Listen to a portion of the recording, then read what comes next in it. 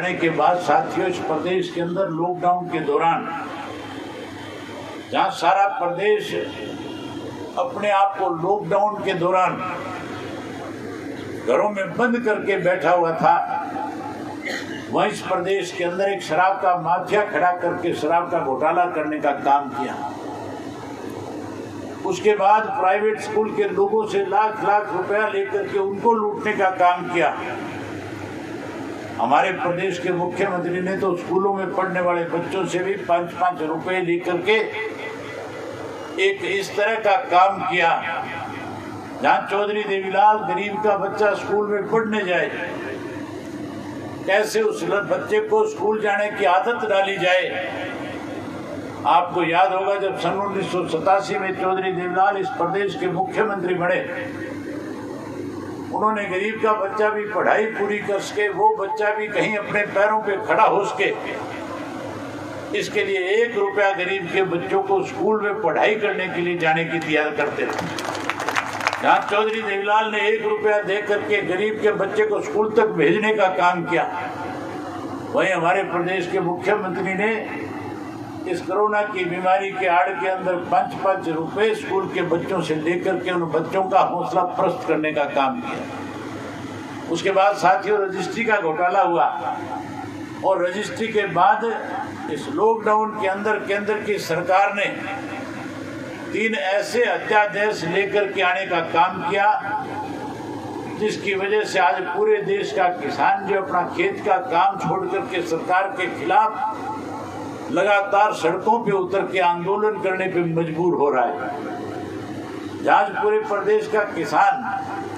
लगातार कैसे इस काले कानून को खत्म किया जाए, इस लड़ाई के लिए अपना घर बार छोड़ करके काम छोड़ करके सड़क पे है, वहीं इंडियन नेशनल लोकदल पार्टी का फैसला था कि जहाँ कहीं भी किसान आंदोलन में इंडियन नेशनल लोकदल पार्टी की जो जिम्मेवारी बनेगी, हम उस जिम्मेवारी को पूर्ण रूप से निभाने का काम करेंगे। हम किसान के साथ खड़े होकर के न्याय दिलाएंगे, क्योंकि इंडियन नेशनल लोकदल पार्टी जो है वो चौधरी देवीलाल का लगाया हुआ पौधा है, और चौधरी देवीलाल ने न केवल किसान की लड़ाई लड़के उसके साथ न्याय कराने का काम किया था, बल्कि एक किस्सा चौधरी देवीलाल का आपसे बताना चाहूँगा।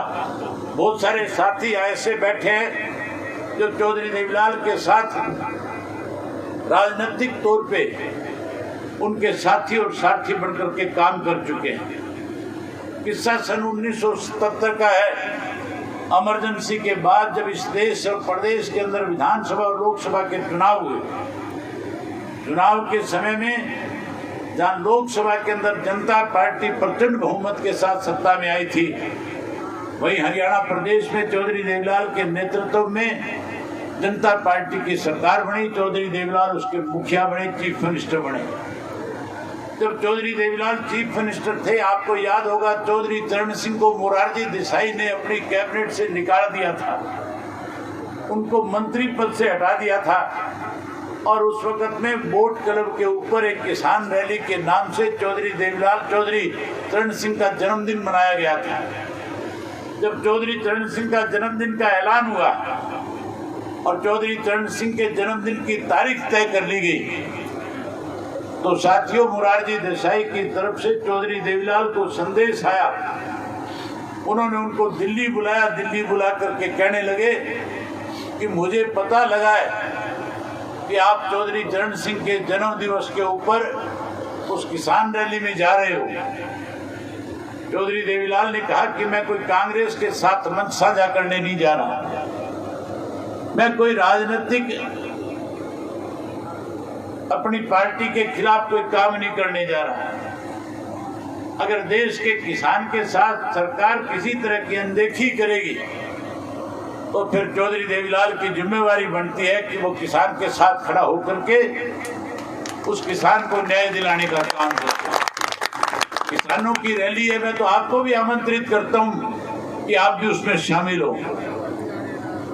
चौधरी देवीलाल को रानी के लहजे से मोरारजी देसाई ने कहा कि अगर आप वहां पे जाओगे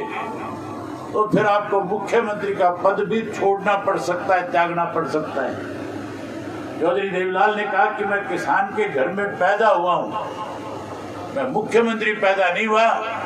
मैं किसान का बेटा किसान के घर में पैदा हुआ हूँ, मैं किसान की लड़ाई के लिए बड़े से बड़े पद को भी त्यागने का काम करूँगा। मुख्यमंत्री की कुर्सी को ठोकर मार करके चौधरी चरण सिंह के जन्म दिवस के ऊपर लाखों किसानों के बीच में खड़े होकर के केंद्र की सरकार को फिर से इस बात के लिए मजबूर कर दिया था कि उसी मोरारजी देसाई को, जिस मोरारजी देसाई ने चौधरी चरण सिंह को अपनी कैबिनेट से हटाया था, उप प्रधानमंत्री के रूप में दोबारा फिर से शपथ दिला करके इस देश में कैबिनेट का मंत्री बनाने का काम किया। मेरा कहने का मकसद है, इंडियन नेशनल लोकदल पार्टी जो है चौधरी देवीलाल का लगाया हुआ पौधा है। इस पार्टी का एक एक कार्यकर्ता चौधरी देवीलाल की नीतियों को कैसे आगे बढ़ाया जा सके, कैसे चौधरी देवीलाल की नीतियों को देश में लागू किया जा सके, कैसे स्वामीनाथन की रिपोर्ट लागू होकर के किसान को उसकी फसल के लागत मूल्य से 50% ज्यादा दिलाया जा सके, उसके लिए इंडियन नेशनल लोकदल पार्टी का एक एक कार्यकर्ता इस किसान आंदोलन के अंदर जहां अपनी तरफ से एक एक जिले पे जाकर के प्रधानमंत्री के नाम मेमोरेंडम दे रहा है, वहीं किसान के साथ खड़ा होकर के तब तक उस लड़ाई को लड़ने का काम करेगा जब तक किसान के साथ न्याय नहीं हो जाएगा, ये काला कानून खत्म नहीं हो जाएगा, नए सिरे से किसान की फसल जो है एमएसपी पे खरीदी जाए, जहाँ नए सिरे से किसान की फसल एमएसपी पे खरीदी जाए, वहीं साथ ही उसके साथ साथ केंद्र की सरकार इसमें अमाइंडमेंट इस बात को लेकर के करे कि महंगाई जिस रेशो से बढ़ती है उसी रेशो के साथ एमएसपी का रेट भी बढ़ाया जाए। अगर कोई किसान की फसल एमएसपी से 1 पैसा भी कम खरीदता है तो उसके खिलाफ आपराधिक मुकदमा दर्ज करके उसको जेल की सलाखों के पीछे भेजा जाए। और वहीं किसान की जहाँ कहीं कोई फसल खराब होती है, सरकार इस बात की गारंटी दे, सरकार इस तरह का एक कानून बनाए कि जिसके खेत के अंदर 50,000 की अगर फसल खड़ी खराब होती है तो मुआवजे के रूप में भी 50,000 रुपया पर एकड़ के हिसाब से किसान को मिले, जहाँ खराब होती फसल का मुआवजा मिले। वही सेम की वजह से किसान की खेत की जमीन में जो पानी खड़ा है उस जमीन को भी स्पेशल गिरदावरी के तहत किसान को मुआवजे के रूप में 50,000 रुपया देने का काम करे। जब तक इस तरह के कानून में अमेंडमेंट्स नहीं की जाएगी, हम लगातार इस सरकार के खिलाफ जहाँ प्रदेश के अंदर किसान को लामबंद करके लड़ने का काम करेंगे, वहीं केंद्र की सरकार को भी इस बात के लिए मजबूर करेंगे कि वो इस कानून में संशोधन करके फिर से किसान को कैसे उसकी ताकत मिल सके, उसके लिए इस कानून में अमेंडमेंट करने पे सरकार को विवश करने का काम करेंगे। साथियों, कैसे इस सरकार को इस बात का सबक मिले, इसके लिए बड़ौदा विधानसभा क्षेत्र के लोगों के पास एक मौका आया है। आपके यहाँ 3 तारीख को चुनाव होना है, बहुत सारे राजनीतिक लोग आपके बीच में आकर के आपका वोट मांगने का काम करेंगे, तरह तरह के लालच लोगों प्रलोभन देने की बात करेंगे। जहाँ सरकार में बैठे लोग आपके बीच में आकर के कहेंगे कि हमने जिन कानूनों को बनाने का काम किया वो आपके लिए अच्छे हैं। वही मैं पिछले दिनों देख रहा था, आपके यहाँ पे कृषि मंत्री जो है गांव के दौरे कर रहा था। गांव के लोग जब कृषि मंत्री से सवाल कर रहे थे, जब कृषि मंत्री से कह रहे थे कि हमारे गांव के अंदर ये सारी सुविधाएं आज तक हमें नहीं मिली है, तो कृषि मंत्री आगे से उनके सामने शर्त रख रहा था और कह रहा था, एक गांव का सरपंच था, बड़ौदा खासा का सरपंच था, और जो संजय सरपंच था ना,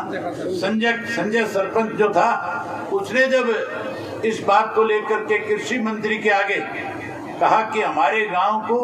मॉडर्न गांव बनाया जाए, हमारे गांव के अंदर सीवरेज बनाया जाए, हमारे गांव के अंदर वाटर वर्क्स लगाया जाए, हमारे गांव में हॉस्पिटल बनाया जाए, हमारे गांव के स्कूल को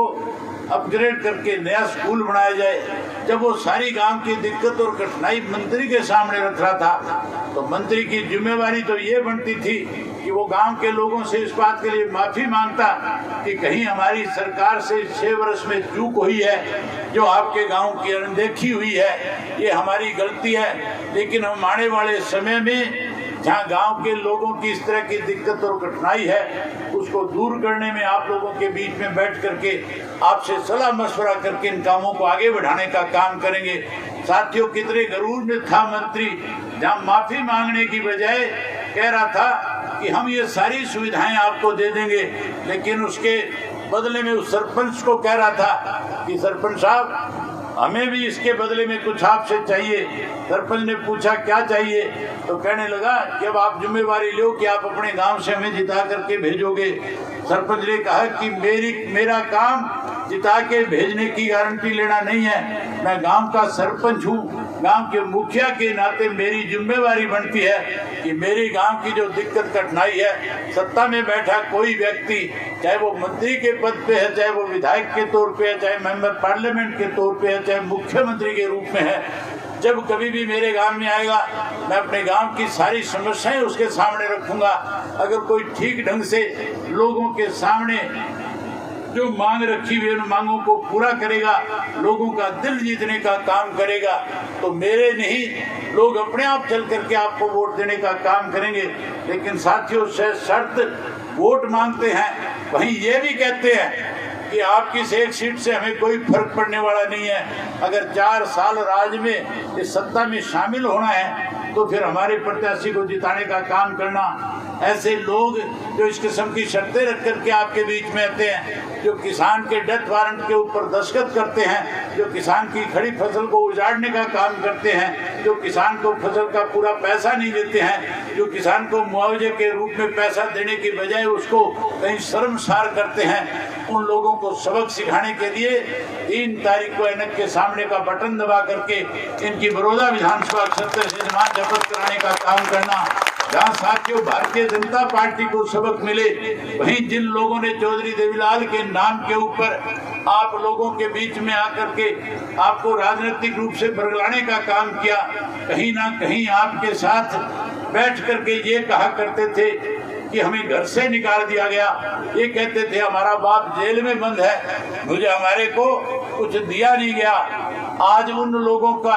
चेहरा भी प्रदेश के लोगों के सामने उजागर हो चुका है। आज किस तरह से सत्ता के लालची वो लोग, जहां सत्ता को छोड़ करके किसान के साथ खड़ा होना उनको चाहिए था, जहां चौधरी देवीलाल की बात करने वाला चाहे वो किसी भी राजनीतिक दल से संबंध रखता हो, जिस किसी की आस्था चौधरी देवीलाल में है, वो 100 का 100% आज के इन हालात के अंदर बड़े से बड़े पद को छोड़ करके सरकार के खिलाफ किसान जहां लड़ाई लड़ रहे हैं उसके साथ लामबंद होना चाहिए था। इन लोगों ने यहाँ तक के भी बयान दिए और कहा है कि हम सत्ता नहीं छोड़ेंगे, हम जो ये अध्यादेश लागू किए इसके लिए लोगों के बीच में जाएंगे, ये अध्यादेश बिल्कुल ठीक है, ये कानून बिल्कुल ठीक है। ऐसे लोगों को भी सबक मिले। इसके लिए साथियों ऐसे लोग जब आपके गांव में आए तो उनसे सवाल करना और पूछना कि उस चौधरी देवीलाल के घर में आपने जन्म लिया जिसने सत्ता को ठोकर मार के किसान के साथ न्याय कराया, आज उसी चौधरी देवीलाल की बात तुम हमारे बीच में आकर करते हो। आज सत्ता को छोड़ने की बजाय सत्ता में कैसे काबिज रह जा सके, कैसे किसान मरे, कैसे मजदूर कमजोर हो, कैसे इस प्रदेश को लूटा जाए, कैसे शराब के माफिया के साथ खड़ा होकर के अपनी जेबें भरी जाए, आज इस काम में लगे हुए लोगों को भी सबक मिले। इसके लिए जहाँ भाजपा को सबक सिखाए वहीं जजपा को भी साथ साथ सबक सिखाने का काम करना। वही साथियों कांग्रेस पार्टी के लोग फिर आपके बीच में आकर के आपसे वोट मांगेंगे, उनसे पूछना कि यही जो कानून आज